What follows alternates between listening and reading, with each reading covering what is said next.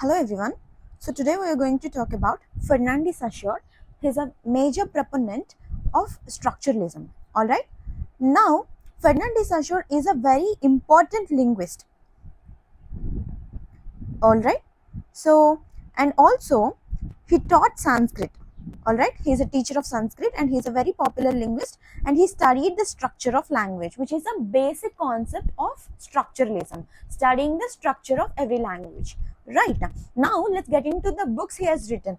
One of the very important books he has written in the field of structuralism is that Course in General Linguistics, 1916. It's actually not a book, it is a book summarizing his lectures at the University of Geneva from 1906 to 1911. Alright, and it was compiled by other people, it was not compiled by him, it was just his lectures. Alright. The book has summarized his lectures at the University of Geneva from 1906 to 1911, and in these lectures he talked about speech and its evolution and the evolution of language, and he also looked at the structural system of language. All right, you have to understand that understanding the structure of language is the key aspect of the entire concept of structuralism. All right, now there is the second work, Words Upon Words. It is an essay he has written, and here in the essay he says that we have never known a language that was not spoken a day before. All right, so what it means is that language is a continuous evolution, and the evolution has been gradual, it was not very sudden. All right, the language we speak today is also spoken yesterday, and that was spoken yesterday was spoken the day before it. All right, and the changes that happened in the language were gradual. If you observe English language from Old English period to the language that we speak now, the change has been gradual. All right, we understand the inflections, we understand the influences and everything that has brought about the changes in the language. And that's what he says, we have never known of a language that has not spoken the day before. All right, and now we jump on to his concepts. His concepts are very fundamental to understand the concept of structuralism, so pay attention while I'm explaining this to you so that you can understand the concept of structuralism in a much better way. All right, the first concept would be of sign. All right, so now sign actually is composed of two parts, which are signifier and signified. So a sign is anything which signifies something is a sign. Actually, the concept of sign is taken from Julia Kristeva's concept of intertextuality. All right, the concept of intertextuality is based on the idea of sign. Julia Kristeva has taken inspiration from Ferdinand de Saussure's sign, and she gave a concept of intertextuality. All right. So now I've told you that sign actually is composed of two parts. There's signifier and signified. Anything which signifies something is signifier, and that which is being signified is called a signified. All right. For example, if you take the logo of this logo, this is a signifier. And what do you understand when you look at this logo? You understand the concept of YouTube. You understand YouTube, the app. All right, that is the signified. Which is being signified? The concept of the entire app, the entire application of YouTube is being signified with just this logo. All right, to make it easier for you, if you observe when you are traveling on highways or something, if you observed any of the signs that they put on the side of the road, those would be like there would be a sign which says plus, with plus on it, which indicates that there is a hospital nearby. All right, and if there is a sign of petrol pump, it is a sign that there is a petrol bunk nearby, right? So this entire concept is sign, and this is the signifier.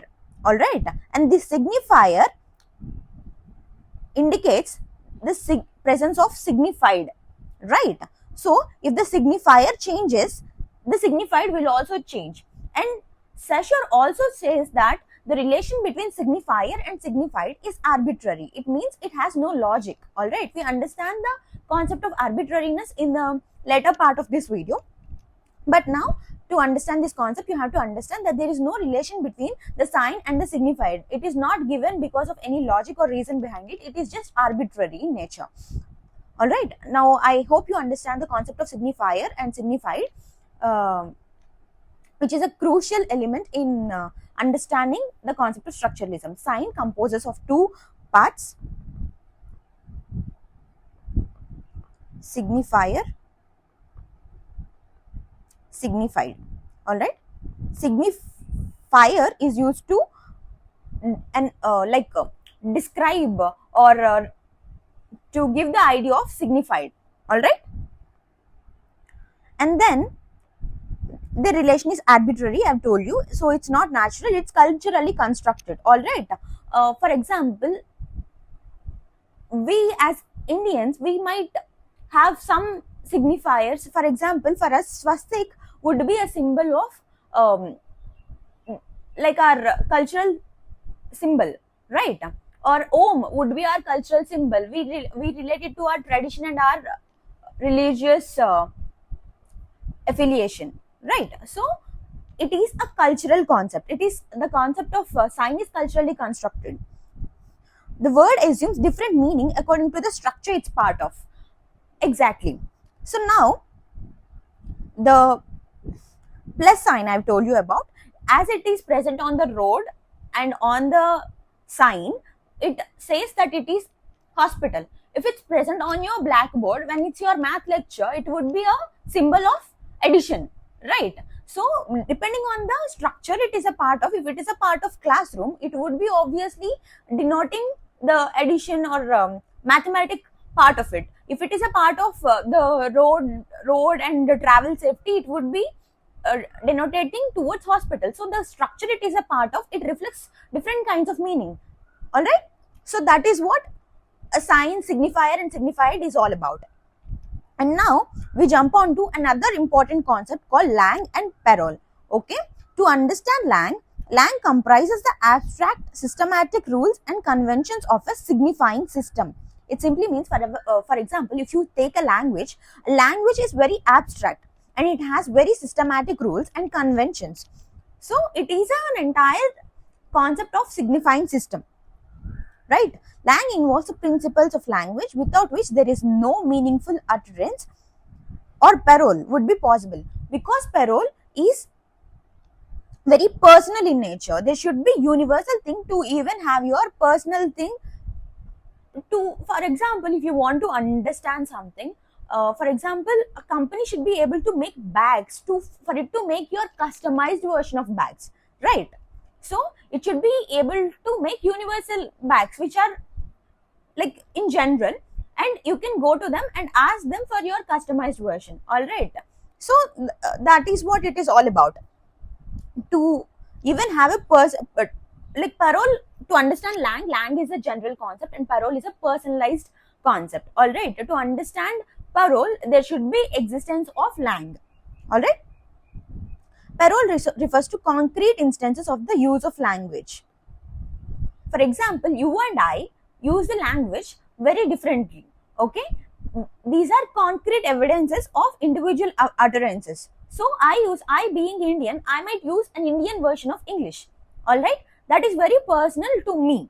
So that is my parole. All right. But in general, I would be speaking English, taking the rules of the general grammar. So that is Lang. Because there is Lang in existence, because there is general grammar laid out for me to understand, that is the reason why the parole was even began. The parole even started evolution, right?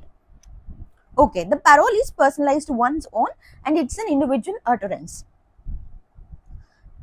I've made it very simple for you. Lang is a systematic language which is universal in nature. Parole is an actual usage of the language. When you generally use a language in your actual day-to-day scenario, it is what parole means. All right, you use the Lang to develop your own parole. All right, Lang is all about the rules. Parole is all about your choices. All right, Lang, for example, grammar is a part of Lang.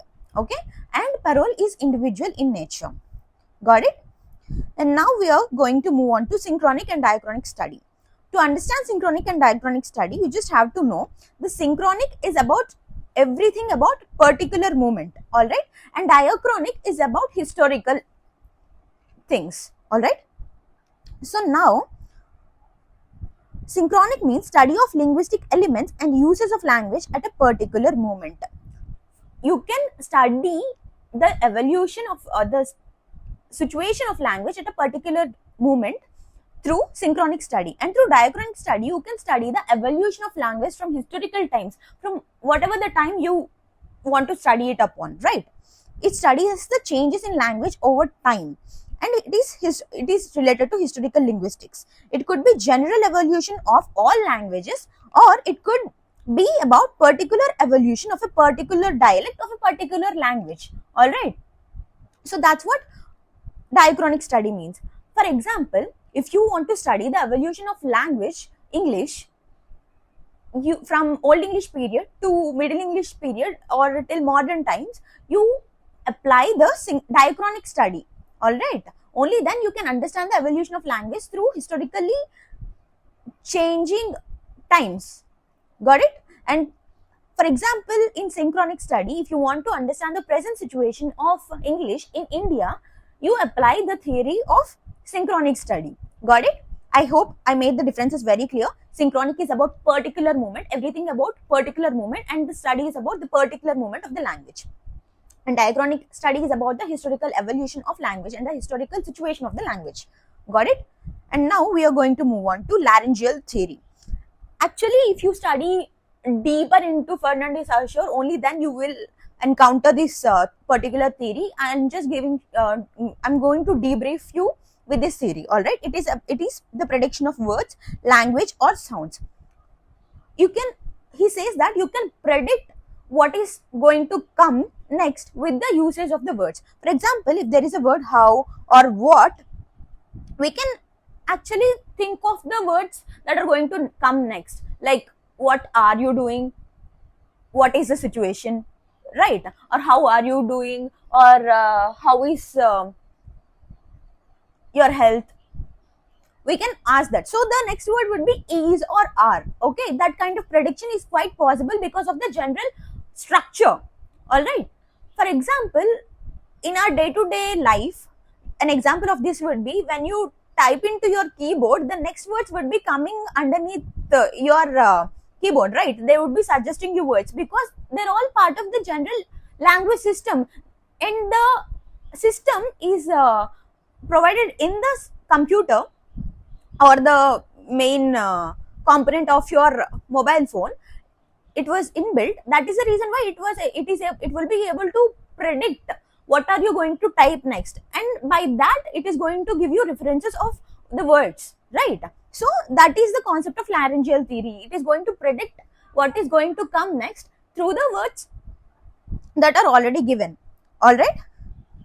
So he says that the next word would be predicted and it follows a general structure. That is laryngeal theory. And now we move on to arbitrariness. I've told you that the relation between signifier and signified is arbitrary. And now arbitrary means doing things on free will, which has no logic or reason behind it. So just because there is a cat is called cat, you don't have any reason of calling it cat, all right.